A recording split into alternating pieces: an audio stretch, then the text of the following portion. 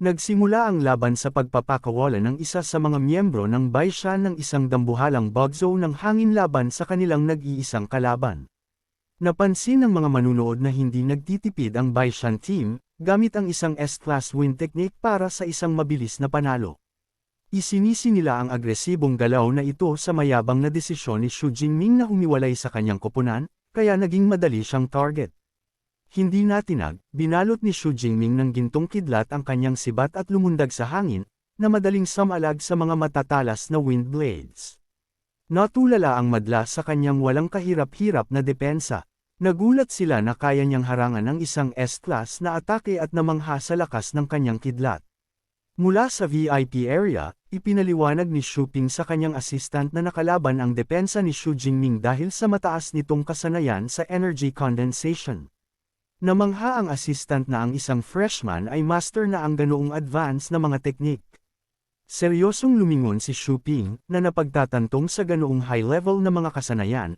Ang potensyal at kinabukasan ng batang captain ay tunay na walang limitasyon. Sa arena, ipinagpatuloy ni Ji Hui ang kanyang atake. Alam niyang imposibleng labanan ang buong koponan ng Magic City, ngunit ang hanggal na desisyon ni Xu Jingming na sirain ang porma sayon ay nagbigay sa kanila ng perpektong pagkakataon na manalo. Sinasamantala ito, lumundag si Ji Hui at nagpakawala ng isang mabagsik na taga sa kanyang kalaban. Samantala, nanatili lang sa kanyang pwesto si Xu Jingming, nag-iipon ng gintong kidlat sa paligid ng kanyang katawan. Nagtagpo ang dalawang captain sa gitna. Sinalag ni Xu Jingming ang buong lakas na hampas ng espada ni Ji Hui gamit ang kanyang sibat, na lumikha ng mababanggas na shockwaves ng hangin at kuryente. Ang mismong lakas ng pagsalag ni Xu Jingming ay gumapi kay Ji Hui. Lumipad ang kanyang espada sa hangin at dumaong sa sahig. Walang depensa at nanginginig, tumitig si Ji Hui nang may kawalan ng paniniwala sa dambuhalang agwat ng lakas. Nang makitang nawala ng armas ang kanilang captain, sumugod sina Malong at Keliang. Nagpakawala si Malong ng isang mabigat na suntok mula sa harap, habang si Keliang naman ay palihim na pumunta sa likod ni Xu Jingming. Para tirahin ang kanyang likod. Palibasa ay napapaligiran, ngumiti lamang si Xu Jingming. Bago pa siya matamaan ng mga ito, nagliyab ang kanyang katawan sa enerhiya. Nagpakawala siya ng isang pagsabog ng gintong kidlat, na lumikha ng isang shockwave na nagpatalsak sa dalawang umaatake. Binalot ng pagsabog ng kidlat ang arena. Ang mga natitirang miyembro ng Baishan, sina Old Li at Old Wang, ay sinalag ang kanilang mga mukha mula sa maliwanag na liwanag at init habang casual na naglalakad si Xu Jingming patungo sa kanila. Itinaas ang kanyang kamay, ginamit ni Xu Jingming ang kanyang Thunder Prison skill, isang globo ng pula at gintong kidlat ang nabuo sa kanyang palad, na nagpaputok ng mga linya ng enerhiya sa sahig patungo sa mga natitirang kaaway. Ang kidlat ay nagkulong kina Old Li at Old Wang sa mga haligi ng gintong kuryente.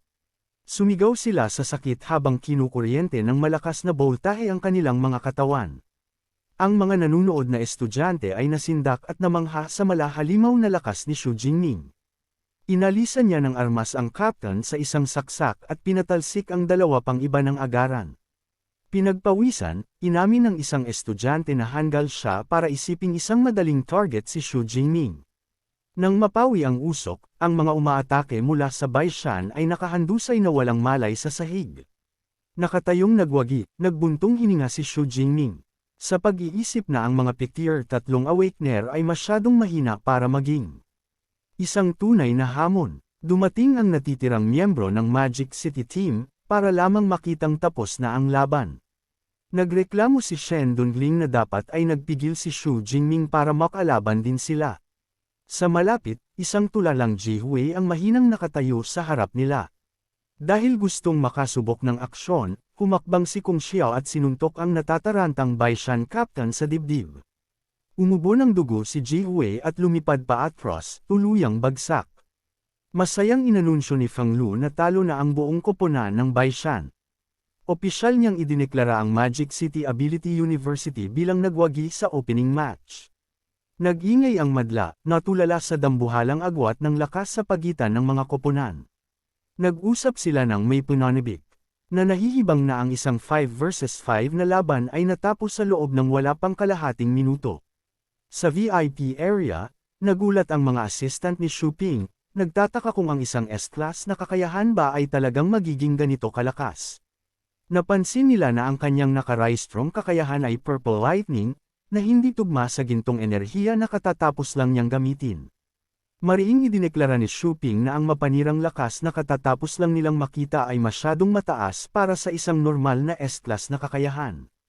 Nagtanong si Xu Ping kung natapos na ba ng AI ang pag-check sa totoong lakas ni Xu Jingming. Tumingin sa isang hologram, kinumpirma ni Liu Wangshan na ang data ng kidlat at mga antas ng enerhiya ay nasuri na. Tumunog ang system nang matapos ang scan. Dahil sa gulat sa data, sinabi ni Liu Wangshan kay Xu Ping na ang tunay na lakas ni Xu Jingming ay ang Dutian Divine Lightning, isang legendary SS-class na kakayahan.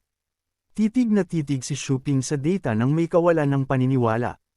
Pinagpawisan siya ng malapot na napagtatantong tumitingin sila sa isang tunay na SS-class na kakayahan. Nabanggit niya na ang isang SS-class na talento ay lumilitaw lamang minsan sa bawat dekada o dalawa. Nalilito siya kung paano nagawang i-evolve ni Xu Jingming ang kanyang mga kapangyarihan sa ganoong katinding antas. Humarap kay Vice Principal Ling Shuang, sinabi ni Xu Ping na may katuturan kung bakit labis na nabahala ang konseho. Pinuri niya ang Magic City University sa pagtatago ng sikretong ito ng napakahusay. Ngumiti si Ling Shuang na ipinapaliwanag na ang pagiging lihim ay kailangan para maprotektahan ang kanilang star na estudyante. Nagbuntong hininga si Xu Ping, na napansing ang nakagigimbal na pagbubunyag na ito ay tiyak na magpapapanak sa mga karibal na bansa at mga dayuhang grupo. Bumalik sa tournament, tinanong ni Xu Ping si Liu Wangshan kung kailan nakatakdang lumaban ang kanilang koponan mula sa Jing University.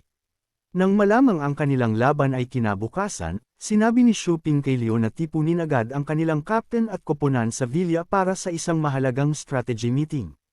Nang makitang umalis ang mga staff ng Jing University, nahulaan ni Ling Shuang na nagmamadali silang gumawa ng mga taktika para tapatan si Xu Jingming. Gayunpaman, nanatili siyang ganap na may kumpiyansa, alam na walang diskarte ang magiging sapat para talunin ito. Sa rest area, pinuri ni Coach Yang ang Magic City team sa pagtatapos ng kanilang unang laban ng napakabilis at malinis. Nagbiro ang support player na si Guwan na walang ginawa ang natitirang bahagi ng koponan, dahil tinalo ng kanilang captain ang mga kalaban ng mag-isa. Sumang-ayon si Coach Yang na ang Baishan ay isang mahinang koponan, ngunit nagbabala sa kanila na huwag maging tamad. Ipinaalala niya sa kanila na ang kalaban bukas, ang Suang Ability University, ay magiging mahigpit. Ang koponan ay nasa ika-4 na ranggo. Sinabihan niya ang koponan na magkita sa kanyang villa mamayang gabi para pag-usapan ang kanilang susunod na kalaban. Bago tapusin ang pagpupulong, binanggit ni Coach Yang na bukas na ang rehistrasyon para sa solo tournament. Nagtanong siya kung sino ang gustong sumali, at sabik na itinaas ni na Xu Jingming, Kung Shi, at Shen Dongling ang kanilang mga kamay. Tumango si Coach Yang at sumang-ayon na ilista sila. Pagkatapos ay hinayla ni Vice Principal Ling Shuang si Xu Jingming sa isang tabi. Sinabi niya rito na alam na ng Jing University ang tungkol sa kanyang SS class na lakas, at malalaman na rin ng iba sa lalong madaling panahon. Nangako siya na ibibigay ng universidad ang anuman ang kailanganin niya para kayanin ang pressure kapag lumabas na ang kanyang sikreto. Nagulat si Xu Jingming na manghasa kung gaano kabilas na laman ng mga karibal na paaralan ang kanyang totoong power level. Ngumiti ng mainit si Ling Shuang, nangangakong personal siyang protektahan mula sa anumang banta sa labas. Sa malapit, nanunood si Yao Fang at Shen Dongling nang may kawalan ng paniniwala. Nagulat na makitang ang kanilang karaniwang striktong vice-principal ay napakagandang ngumiti. Ibinulong ni Yao Fang kung gaano ka-gentle kumilos si Ling Shuang sa kanilang captain. Sumagot si Shen Dongling na ang sinumang may pambihirang SS rank ability ay makakakuha ng ganitong uri ng espesyal na traito. Sumingit si Kung Shi at ipinaalala sa kanila na sa mataas na antas ng vice-principal, naririnig nito ang lahat ng kanilang chismis. Ang napagtantong iyon ay agad na nagpuno kina Yao Fang at Shen Dongling ng takot. Nang marinig ang kanilang mga bulong, nagdilim ang mood ni Ling Shuang. Naglalabas ng nakatatakot na aura, tinitigan niya ang nanginginig na mga estudyante at nagpas siyang dagdagan ang kanilang pagsasanay kapag natapos na ang tournament. Sa isang pribadong villa, nagdaos si Xu Ping ng isang emergency meeting kasama ang koponan ng Jing University. Hiningi niya ang kanilang mga opinyon sa combat skills ni Xu Jingning. Sinabi ng team captain na si Wang Qi na bagamat magaling ang combat instincts ni Xu Jingning, ang kanyang tunay na bentahe ay nagmumula sa hilaw na lakas ng kanyang S-rank lightning, hindi sa kanyang aktwal na antas.